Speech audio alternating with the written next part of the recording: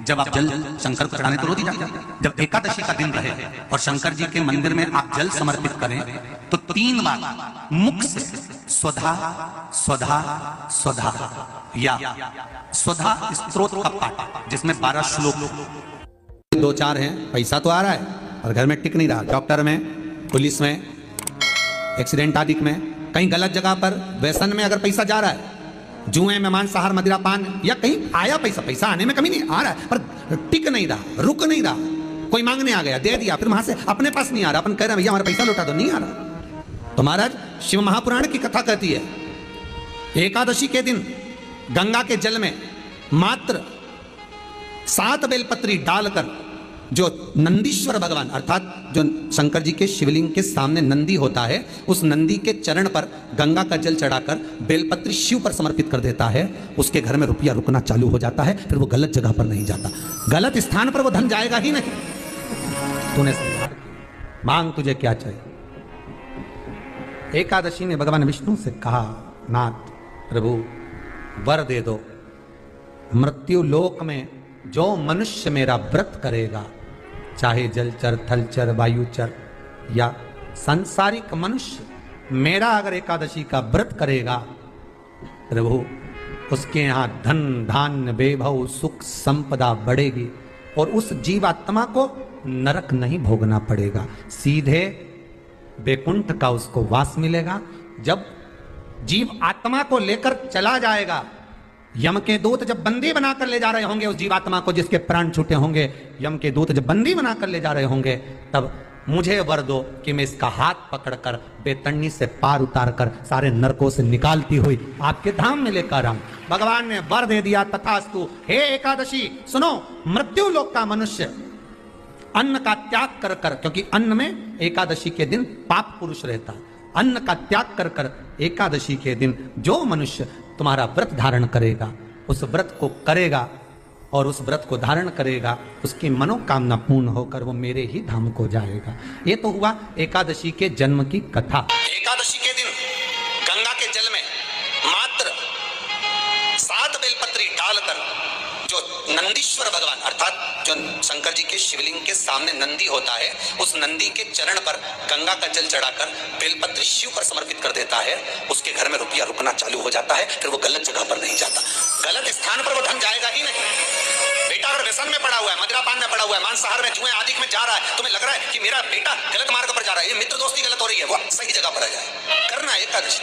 कई लोग इसको धन के लिए भी करते हैं, संपदा के लिए। संपदा के लिए अर्थात जिसका व्यापार नहीं चलता, जिसके घर में पैसा नहीं आता, या नौकरी नहीं लग रही, या सर्विस नहीं लग रही, आप अप्लाई कर रहे हो, जगह जगह जाकर इंटरव्यू भी दे रहे हो और पैसा नहीं आता, तो उसके लिए भी प्रयास किया जाता है। पर उसके लिए यहाँ पर जो धन के लिए करते हैं, उसके लिए विष्णुपदी के लिए करते हैं। मतलब जैसे गंगा के जल में तुलसी के 11 पत्ते डाले जाते हैं और उसको किसी भी नारायण के मंदिर में, राम कृष्ण शिव शंकर नहीं, राम कृष्ण भगवान विष्णु दत्त आदि जितने नारायण के मंदिर हैं, उस मंदिर में किसी भी पात्र में, एक छोटे से पात्र में उसको भरकर रखी जाते हैं महाराज। उससे भी जॉब, सर्विस, नौकरी में सफलता प्राप्त हो जाती है, परंतु वो भी एकादशी को ही होता है। कुछ देर तक पात्र को रखा जाता है, फिर वही पात्र का जल किसी भी वृक्ष के नीचे डाल दिया जाता है, उससे भी नौकरी के लिए फायदा मिलता है। गंगा का जल कोई साधारण नहीं।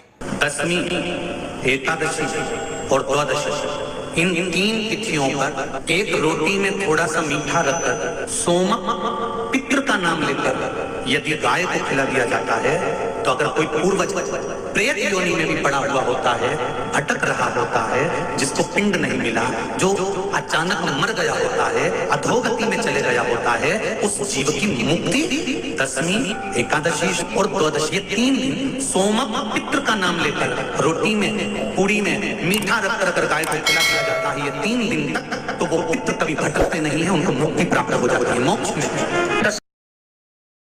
नहीं, एकादशी है कौन, क्यों इसकी इतनी प्रधानता है, क्यों इसकी पुण्यता है, ऐसा क्या है एकादशी में जो इसकी पुण्यता मानी जाए? कौन है ये जो भगवान नारायण तक एकादशी का व्रत करते हैं? सुभद्रा जी को भगवान जगन्नाथ ने, जगदीश ने एकादशी का व्रत कराया था।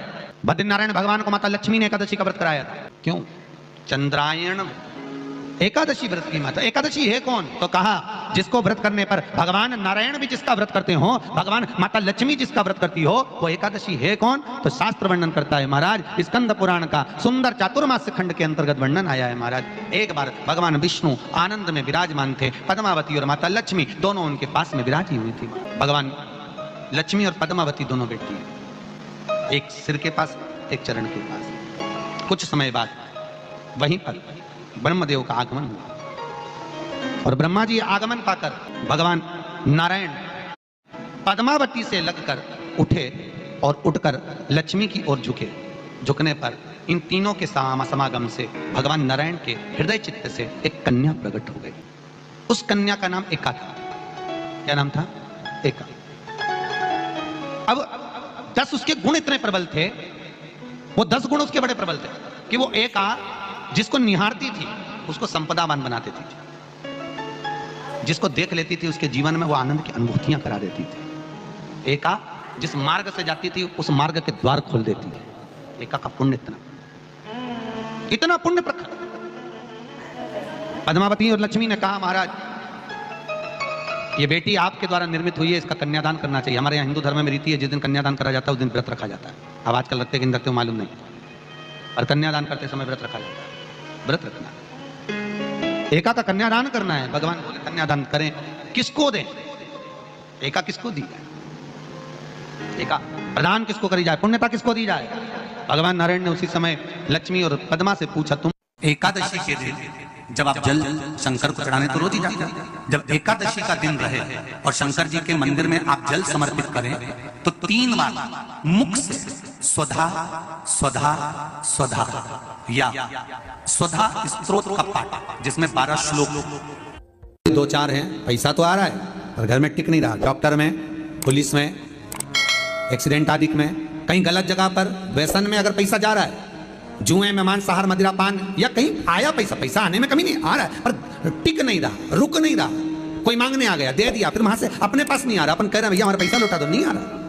तो महाराज शिव महापुराण की कथा कहती है एकादशी के दिन गंगा के जल में मात्र 7 बेलपत्री डालकर जो नंदीश्वर भगवान अर्थात जो शंकर जी के शिवलिंग के सामने नंदी होता है, उस नंदी के चरण पर गंगा का जल चढ़ाकर बेलपत्री शिव पर समर्पित कर देता है, उसके घर में रुपया रुकना चालू हो जाता है। फिर वो गलत जगह पर नहीं जाता, गलत स्थान पर वो धन जाएगा ही नहीं।